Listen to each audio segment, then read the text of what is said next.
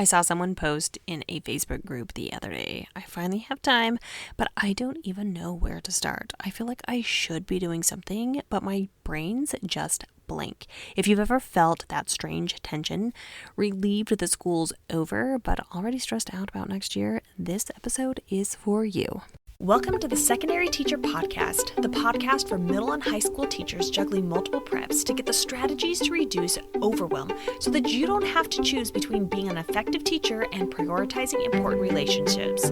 I'm your host, Kristen Masick, a 10-year high school engineering teacher, former middle school assistant principal, and teacher coach. Every week, we will discuss strategies, systems, and time-saving tips to help you not only survive but thrive as a multiple prep teacher. Oh, I have so been there. I remember one summer after teaching 9 preps, including one class that I was basically inventing as I went, I told myself, this is the year I'm going to get ahead. I made a color-coded list. I even printed out a calendar and then nothing. I couldn't make myself open my laptop. I was exhausted, but I also felt guilty for not using my free time better. That's the trap. When you've been stuck in survival mode all year, your nervous system doesn't know how to transition into rest. You finally have time, but your brain still thinks it has to do everything. So let's walk through what to do when you have time, but you're frozen. So the first thing is start with the symptom, not the system. If your instinct is to get ahead, stop and ask, what actually felt heavy this year? Was it switching between 5 different subject areas every day? Was it the pressure of constantly planning from scratch?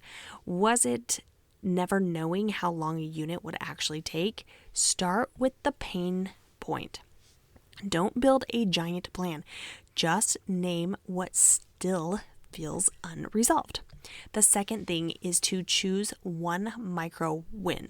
Once you've named the problem, pick one small thing to do about it. That might be writing down your favorite lesson from last year, listing your unit durations for one class, asking inside a Facebook group what others are doing for the same prep.